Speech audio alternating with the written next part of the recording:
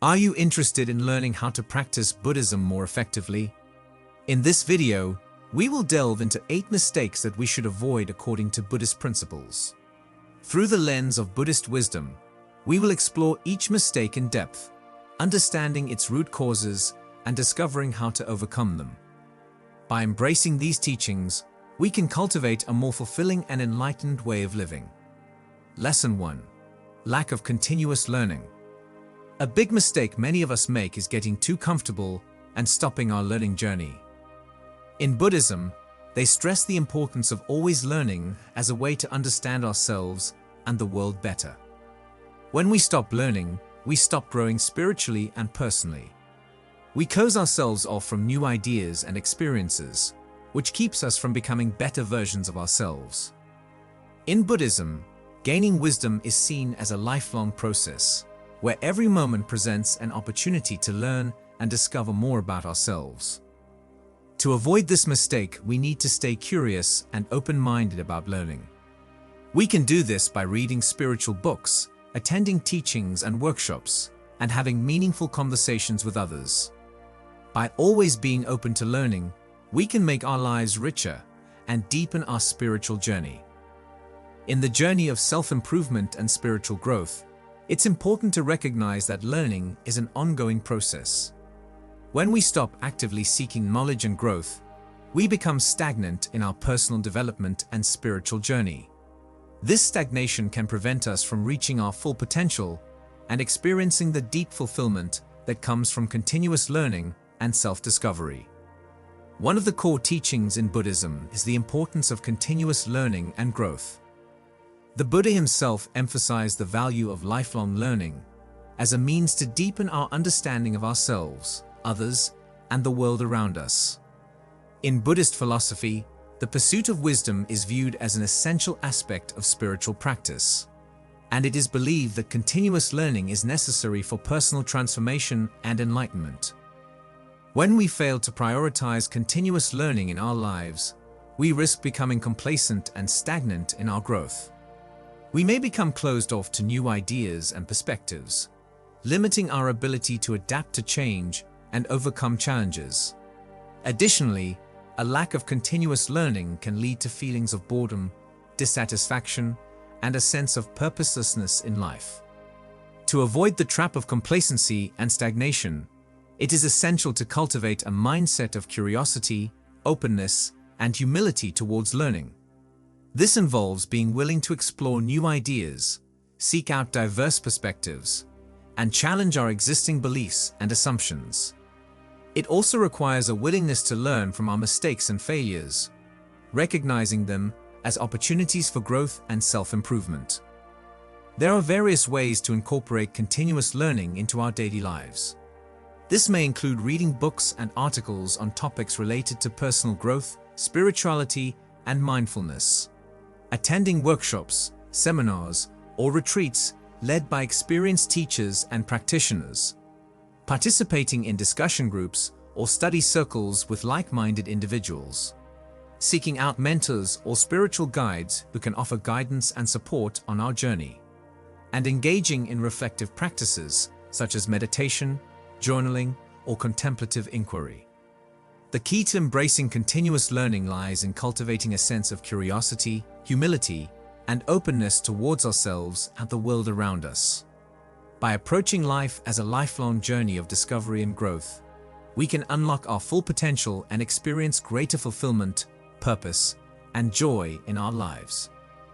By embracing a mindset of continuous learning, we can deepen our spiritual practice, enhance our personal growth, and live more meaningful and fulfilling lives. Lesson 2. Inaction after learning. Imagine you have a seed in your hand. It's full of potential, ready to grow into something beautiful.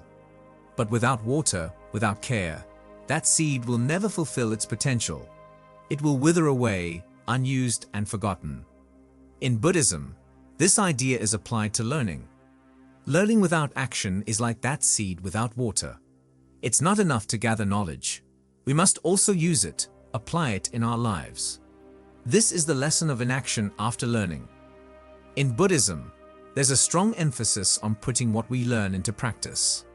It's not just about accumulating knowledge. It's about using that knowledge to become better people, to live more meaningful lives.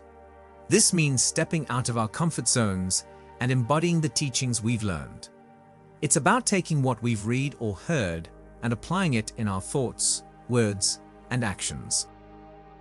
The mistake of inaction after learning is a common one, and it can hold us back in our spiritual journey. It's easy to fall into the trap of thinking that simply knowing something is enough. But true growth comes from putting that knowledge into action.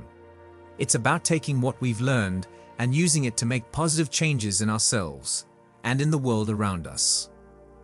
Another way to avoid the mistake of inaction after learning is to set goals for yourself. If you've learned something new, make a plan for how you're going to incorporate it into your life. Maybe you've learned a new meditation technique. Set aside time each day to practice it. Maybe you've learned about the benefits of gratitude. Make a commitment to write down 3 things you're grateful for each day. It's important to remember that growth takes time. Don't be too hard on yourself if you don't see immediate results. The important thing is that you're making an effort to put your learning into action. Every small step you take is a step forward on your spiritual journey. By being mindful, setting goals, and being patient with ourselves, we can avoid the trap of inaction and continue to grow on our spiritual journey. Lesson 3. Absence of clear goals. Picture yourself on a ship, sailing across a vast ocean. Now imagine that this ship doesn't have a rudder, the part that helps steer the ship. Without it, the ship would drift aimlessly, at the mercy of the waves and currents. In Buddhism, this idea is applied to our lives when we lack clear goals. Without clear goals, we're like that ship without a rudder, drifting aimlessly in the vast ocean of life. In Buddhism, setting clear intentions and goals is seen as crucial. It's like having a compass to guide us on our journey through life. Without clear goals, we're more likely to get distracted, lose focus, and procrastinate. We might find ourselves busy with lots of things, but without a clear sense of purpose or direction. This can leave us feeling dissatisfied and lost, like we're just going through the motions without really getting anywhere. Setting clear goals gives us something to aim for, something to work towards. It helps us focus our energy and attention on what truly matters to us. Whether it's cultivating compassion, developing mindfulness, or pursuing a meaningful career, clear goals provide us with a roadmap for navigating life's challenges and opportunities. But setting goals isn't just about thinking big. It's also about breaking them down into smaller, manageable steps. This makes them feel more achievable and helps us stay motivated along the way. It's like climbing a mountain. If we just focus on the summit, it can feel overwhelming. But if we break it down into smaller milestones, it becomes more manageable, and we're more likely to stay committed to reaching the top. Life is unpredictable, and sometimes things don't go according to plan. That's why it's important to be open to adjusting our goals as we go along. It's like sailing a ship. We might encounter storms or rough seas along the way, but if we're flexible and adaptable, we can still reach our destination. Without clear goals, we're like ships without a rudder, drifting aimlessly in the vast ocean of life. By taking the time to reflect on our values and aspirations, setting clear goals, breaking them down into manageable steps, and being flexible along the way, we can navigate life's challenges and opportunities with purpose and direction. Lesson 4. Fear hindering progress. Fear is a powerful emotion that can grip us tightly, like chains holding us back from reaching our full potential. In Buddhism, fear is viewed as a major obstacle to spiritual growth because it clouds our minds and distorts our perception of reality. Fear comes in many shapes and sizes. It could be the fear of failure, the fear of rejection, or the fear of the unknown. Whatever form it takes, fear has the ability to paralyze us, preventing us from taking action and moving forward in life. It's like being stuck in quicksand. The more we struggle against it, the deeper we sink. When we allow fear to control us, we become trapped in a cycle of avoidance and stagnation. We may avoid taking risks or pursuing our dreams because we're afraid of what might happen if we fail. We may hold ourselves back from meaningful relationships because we're afraid of being hurt or rejected.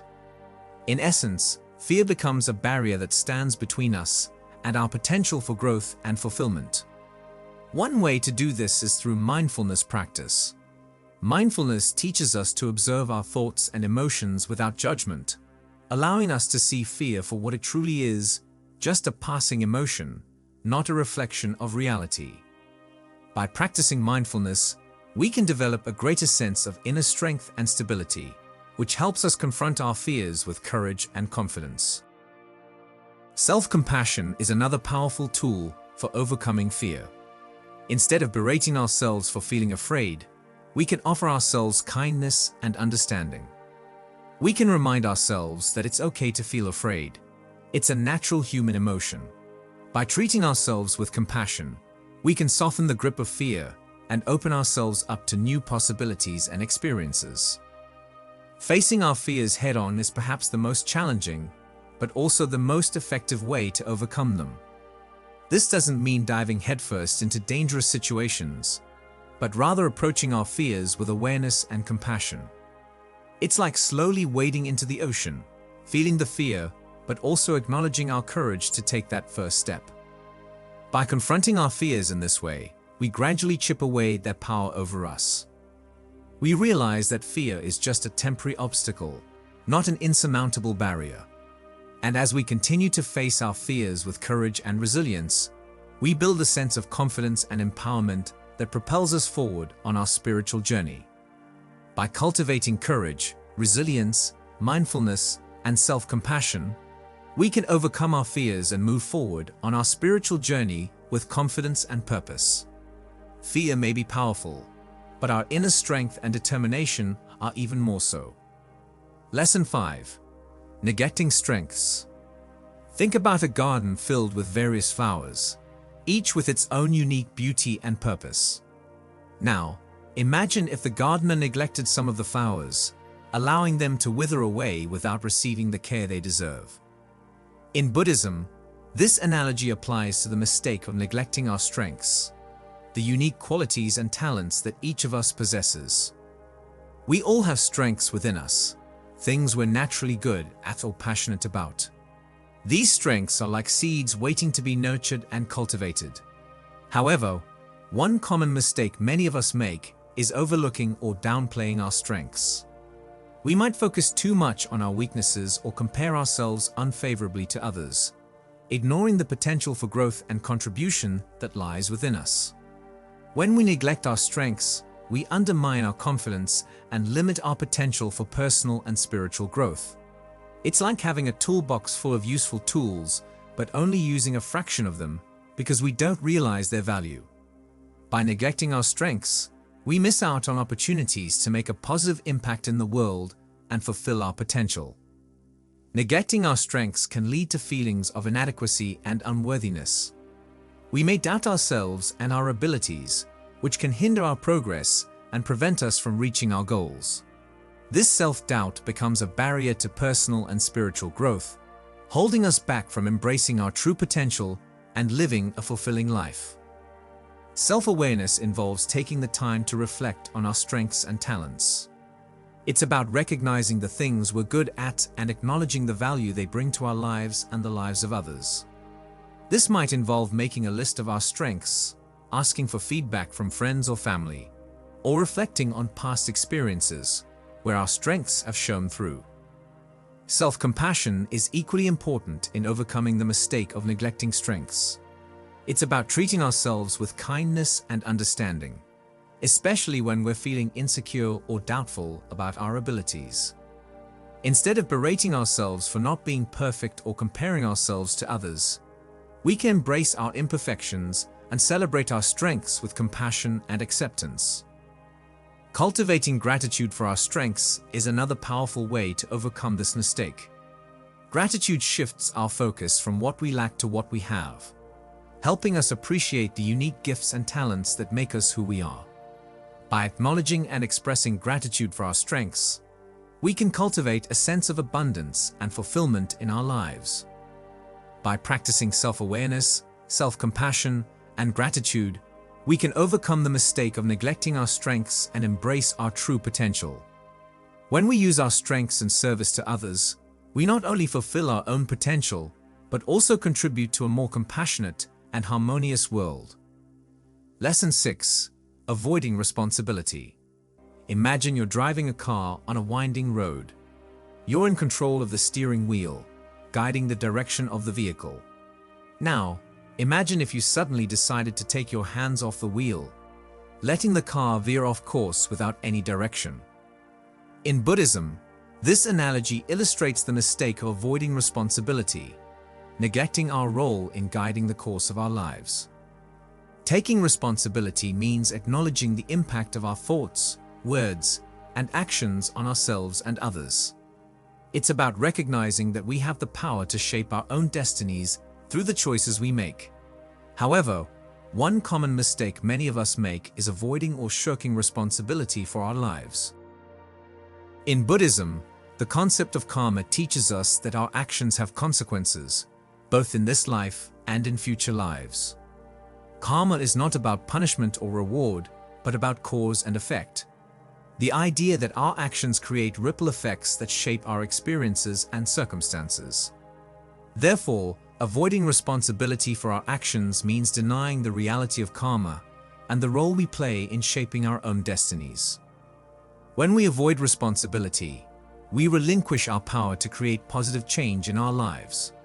It's like giving up control of the steering wheel and letting external forces dictate the direction of our lives. We may blame external circumstances or other people for our problems, instead of taking ownership of our choices and actions. This can lead to feelings of victimhood and powerlessness, as we perceive ourselves as helpless passengers rather than empowered drivers of our own lives. Avoiding responsibility can prevent us from learning and growing from our experiences. When we refuse to take ownership of our mistakes or shortcomings, we miss out on valuable opportunities for self-reflection and personal growth. It's like trying to navigate through life with blinders on, unable to see the lessons and insights that come from taking responsibility for our actions. Mindfulness is a powerful tool for developing personal accountability. By practicing mindfulness, we become more aware of our thoughts, emotions, and behaviors in the present moment. This heightened awareness allows us to recognize the impact of our actions on ourselves and others, empowering us to make more conscious and intentional choices. Self-reflection is another important practice for taking responsibility. By regularly reflecting on our thoughts, words, and actions, we can gain insights into our patterns and behaviors. This self-awareness enables us to identify areas for improvement and take proactive steps towards personal growth and development. It's important to remember that taking responsibility doesn't mean blaming ourselves or others for our circumstances. It's about acknowledging our role in co-creating our experiences and taking proactive steps to create positive change. It's like taking the reins of the horse and guiding it in the direction we want to go, rather than passively letting it wander aimlessly. By cultivating personal accountability and empowerment through mindfulness, self-reflection, and conscious action, we can reclaim our power to create positive change in our lives and contribute to the greater good. Taking responsibility is not about placing blame, but about taking ownership of our choices and actions, and embracing our ability to shape our own destinies. Lesson 7. Self-investment neglected. Imagine you have a precious garden filled with delicate flowers. These flowers represent your inner well-being, your personal and spiritual growth. Now, imagine if you neglected to water and care for this garden. The flowers would wither away, and the beauty and vitality of your garden would fade. In Buddhism, this analogy illustrates the mistake of neglecting self-investment, the failure to prioritize nurturing our inner selves. Self-investment is about dedicating time, energy, and resources to our personal and spiritual growth. It's like tending to the garden of our inner well-being, nurturing it so that it can flourish and thrive.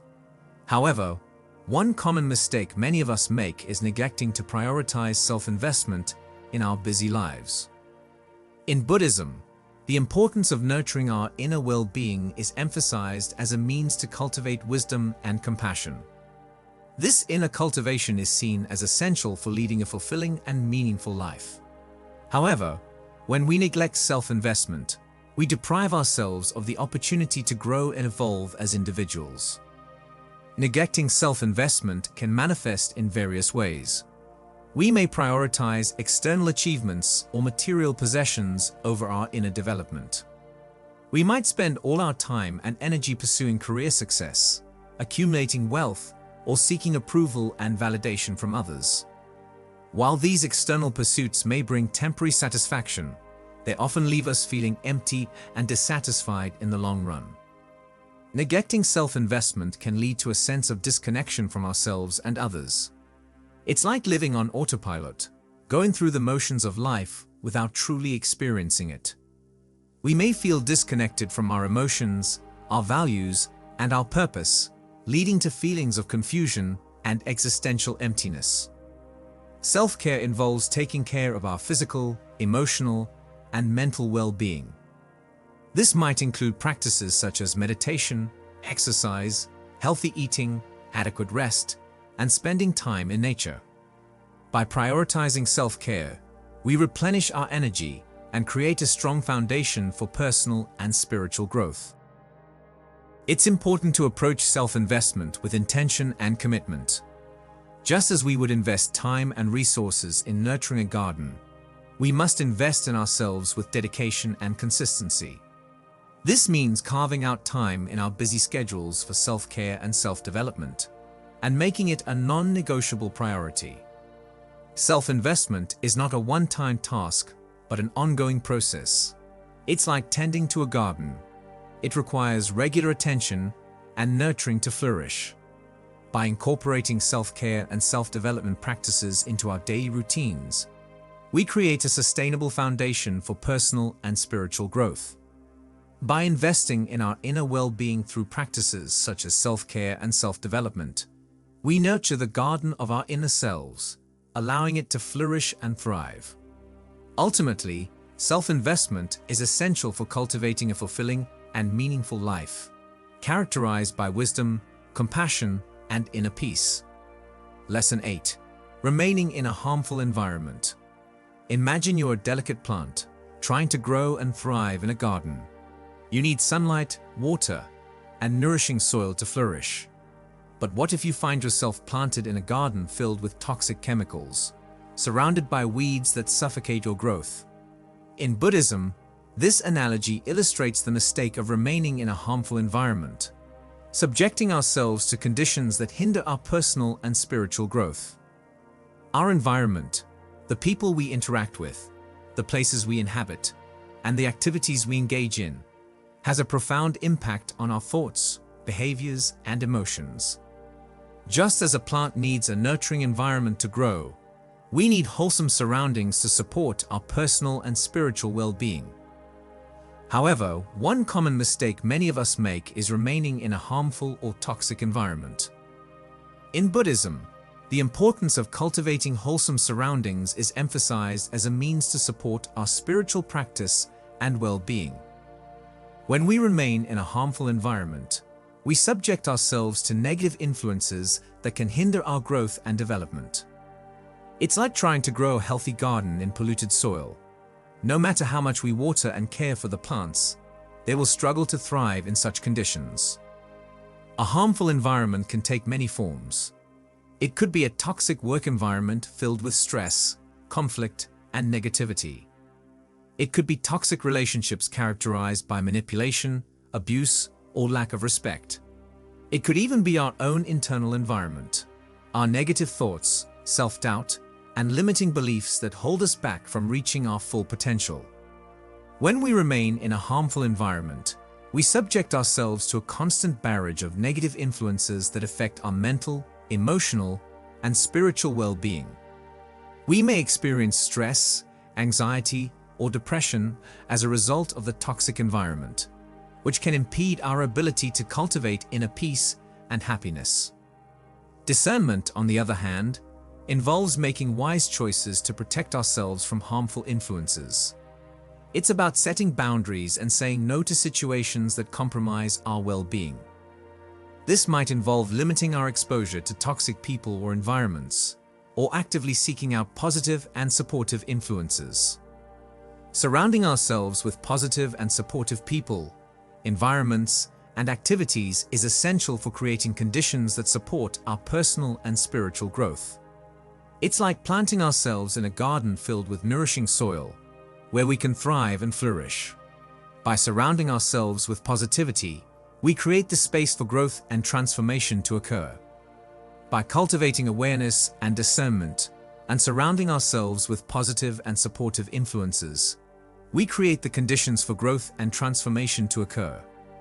Just as a plant needs a nurturing environment to flourish, we need wholesome surroundings to support our personal and spiritual growth. The journey of self-discovery and spiritual growth is fraught with challenges and obstacles. However, by embracing the teachings of Buddhism and avoiding common mistakes, we can cultivate a more fulfilling and enlightened way of living. Through continuous learning, mindful action, clear goals, courage, self-awareness, personal responsibility, self-investment, and cultivating wholesome surroundings, we can navigate life's challenges with wisdom and compassion. May these teachings inspire and guide you on your journey towards greater happiness, peace, and well-being.